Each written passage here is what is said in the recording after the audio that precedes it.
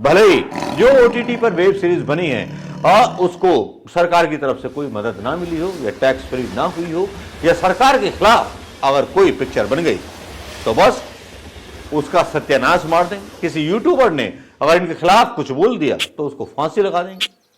कुछ इसी तरह की चीजें करते रहे हैं प्रधानमंत्री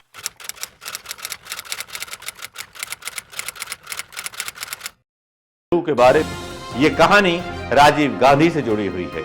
यह कहानी राजीव गांधी के खिलाफ अफवाह से जुड़ी हुई है कि किस कदर प्रधानमंत्री मोदी डेस्परेट हो चुके हैं, किस तरह से डिप्रेशन में आ चुके हैं। में कई बार टिप्पणियां इन्होंने बोली और कई बार इन्होंने पता नहीं क्या क्या बातें कही, नेहरू जी को कोसा उनसे बड़ा बनने के लिए। कांग्रेस का ही सहारा आखिर में काम आता है, उसी को गालियां देकर के नेता बनते हैं बड़े। या तो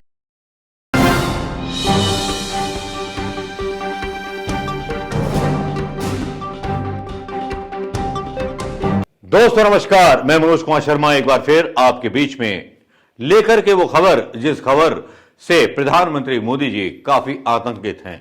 प्रधानमंत्री मोदी जी डरे हुए हैं। प्रधानमंत्री मोदी जी इस कदर परेशान हैं, बीजेपी इस कदर परेशान है कि अगर प्रधानमंत्री मोदी राज्यों में चुनाव हारे तो 2024 में क्या होगा, इसका आकलन जरा सा अगर करें सीरियस मामले में तो लगेगा कि 2024 में अगर प्रधानमंत्री मोदी जी चुनाव हारेंगे तो बहुत कुछ बदल जाएगा। अदानी के रिश्ते बदल जाएंगे। अदानी से झगड़े की भी बात जो है सामने आ रही है प्रधानमंत्री मोदी के साथ, लेकिन सबूत कुछ नहीं है। हवाएं हवाई चलती हैं, यूट्यूब पर डाल दी जाती हैं चीजें, लेकिन सबूत कुछ नहीं होते। लेकिन प्रधानमंत्री मोदी जी की सबसे बड़ी इच्छा रही है कि एक ऐसा प्रधानमंत्री बने कि जो इंदिरा गांधी की बराबरी कर ले, जवाहरलाल नेहरू की बराबरी कर ले और सरदार वल्लभ भाई पटेल की बराबरी कर ले। लेकिन कोशिश तो बहुत की। जवाहरलाल नेहरू के बारे में कई बार टिप्पणियां इन्होंने बोली और कई बार इन्होंने पता नहीं क्या क्या बातें कही, नेहरू जी को कोसा उनसे बड़ा बनने के लिए। कांग्रेस का ही सहारा आखिर में काम आता है, उसी को गालियां देकर के नेता बनते हैं बड़े। या तो उनके साथ आ जाओ या उनकी बुराइयां करो तभी नेता बन सकते हैं। प्रधानमंत्री मोदी ने जो है इंदिरा गांधी की तरह नौकरशाही पर अंकुश कसने की कोशिश की। अपने हर स्टेप जो लोकतंत्र से जुड़ा हुआ था वो उनके लोगों ने, उनके समर्थकों ने यह बताया और यह स्पष्टीकरण दिया कि इंदिरा गांधी के जमाने में भी तो ऐसा ही हुआ था। लेकिन तानाशाही प्रधानमंत्री मोदी ने नहीं लगाई, लेकिन अघोषित तानाशाही लग चुकी है। अघोषित तानाशाही इसलिए भी लग चुकी है कि बड़े बड़े नियम बन गए। यूट्यूबर्स जो एक क्रिएटर प्लेटफॉर्म है सोशल मीडिया का, जो कभी भी कुछ भी बोल सकता है, उसके ऊपर भी कड़े नियम लेके आए जा रहे हैं। ओटीटी पर भी कड़े नियम लेके आए जा रहे हैं कि वो भी सेंसर करेगा। मतलब इतना पैसा कमाएंगे कि देश की जो इकोनॉमी है $5 ट्रिलियन पहुंचा देंगे।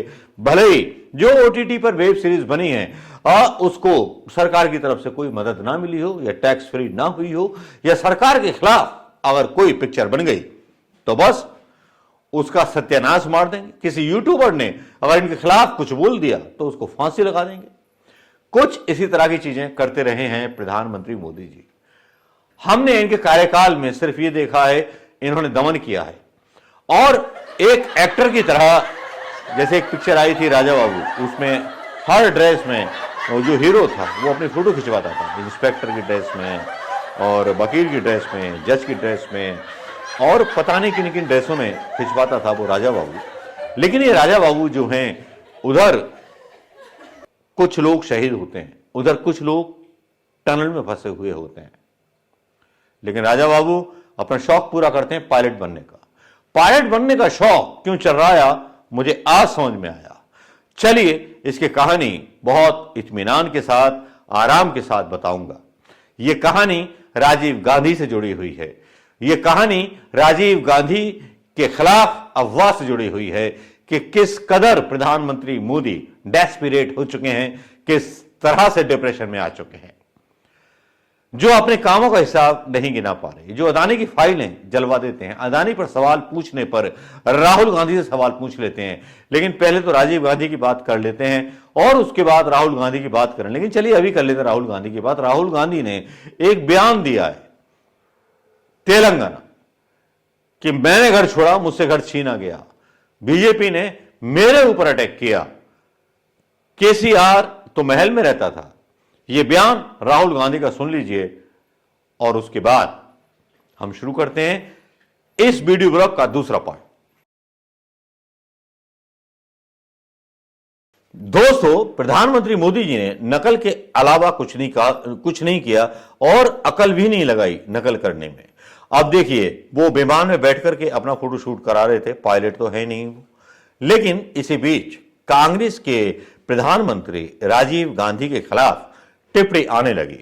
मैं पूछना चाहूंगा कि क्या प्रधानमंत्री मोदी जी पूर्व प्रधानमंत्रियों को इस तरह से बदनाम और इस तरह से अफवाह फैलानी चाहिए या नहीं फैलानी चाहिए, या आपके इशारे पर सब कुछ होता है? सोशल मीडिया पर एक पोस्ट डाला गया जिसमें सुरेंद्र राजपूत जो हैं लिखते हैं ये असली पायलट थे जिन्होंने देश चलाया था। राजीव गांधी की फोटो इसमें है और साथ में फोटो है सचिन पायलट के फादर की फोटो, राजेश पायलट की। ये लोग फ्री ऑफ लॉन्सर पायलट थे, सेना में शामिल नहीं थे। इनके बारे में दावा किया जाता है एक सोशल आईडी के द्वारा ट्विटर पर। डॉक्टर रिचा राजपूत बोलती हैं राजीव गांधी एक पायलट पाकिस्तान के साथ 1971 के युद्ध के दौरान भाग गए थे और वह ही एकमात्र पायलट थे जिन्हें तत्कालीन प्रधानमंत्री इंदिरा गांधी के दबाव में छुट्टी की अनुमति दे दी गई थी। भाई, पहले तो वो लड़ाकू विमानों में या सेना के पायलट नहीं थे, मैं आपको क्लियर कर दूं। इस सवाल पर ऋचा राजपूत को उल्टा सीधा सुनना पड़ा। लोगों ने बोला कि ये सच में मूर्खों की सरदारनी है। सेना के पायलट होने और एक सामान्य एयरलाइन के पायलट होने में फर्क होता है। अब यहां पर जो था, लोग ट्रोल करने लगते हैं इन बहन जी को। एक धर्मेंद्र कुमार की जो आईडी है वो लिखती है, ओ ना समझ बहना, राजीव गांधी जी नेहरू जी के वंशज थे, संगी नहीं थे कि देशभक्ति भाड़े की हो, और देश के लिए उन्होंने अपनी जान भी दी। वैसे कल भी बोला था, व्हाट्सएप फॉरवर्ड कम देखा करो, कहां से खुद को बेवकूफ साबित करवाती रहती हो। और अटल बिहारी वाजपेयी का एक यहां बयान डाला जाता है जिसमें अटल बिहारी वाजपेयी लिखते हैं, महर्षि वाल्मीकि ने रामायण में भगवान राम के संबंध में कहा है कि वे असंभवों के समन्वय थे। पंडित जी के जीवन में, यानी पंडित जी मतलब जवाहरलाल नेहरू के जीवन में महाकवि के उस कथन की एक झलक दिखाई देती है। वे शांति के पुजारी किंतु क्रांति के अग्रदूत थे। ये अहिंसा के उपासक थे किंतु स्वाधीनता और सम्मान की रक्षा के लिए हर हथियार से लड़ने के लिए तैयार थे। ये अटल बिहारी वाजपेयी ने कहा था। शायद मोदी जी अपने ही नेताओं का इतिहास नहीं पढ़ते, शायद मोदी जी बहुत बड़ी गलतफहमी रहते हैं और इनके समर्थक भी। इंडिया गठबंधन लिखते हैं, हाय रे गंवार, थोड़ा पढ़ लिख लेती, जीवन में तो ऐसी बात ना करती, इंडियन एयरलाइंस के पायलट युद्ध में नहीं जाते।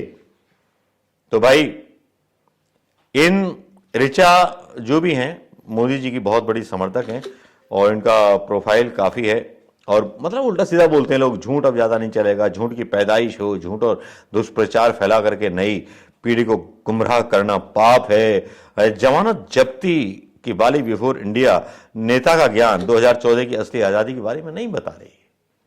प्रधानमंत्री मोदी के समर्थकों का वो असली चेहरा जो सामने आता है, ये साबित करने के लिए कि पहले के प्रधानमंत्री बेकार थे, भाग गए थे। वो इंडियन एयरलाइंस के फ्री ऑफ पायलट थे, संजय गांधी भी थे और राजीव गांधी भी थे, आर्मी में नहीं थे। ये बात साबित हो जाती है। तो क्या प्रधानमंत्री मोदी जी के समर्थक या प्रधानमंत्री मोदी या रक्षा मंत्री राजनाथ सिंह इस ऋचा शर्मा के बयान पर माफी मांगेंगे? मुझे नहीं लगता कि जिस प्रधानमंत्री को होड़ मची हो इंदिरा गांधी की बराबरी करने की, जो बिना इमरजेंसी लगाए पूरे देश में इमरजेंसी लगा देता है। जिस प्रधानमंत्री की इच्छा हो नेहरू की बराबरी की, जो नेहरू की विदेश नीति में कमियां निकाल करके नेहरू को गालियां देता रहता है, जिस नेहरू के बारे में अटल बिहारी वाजपेयी जो बोलते हैं मैंने आपको बता दिया। लगता है ये प्रधानमंत्री मोदी जी केवल उद्योगपतियों के साथ संबंध जानते हैं, बाकी सब हवा हवाई है, क्योंकि चुनाव के हार का डर जो सता रहा है। 2024 में जब सत्ता चली जाएगी तो प्रधानमंत्री झोला डंडा लेकर के कहां जाएंगे। नमस्कार, जय हिंद दोस्तों।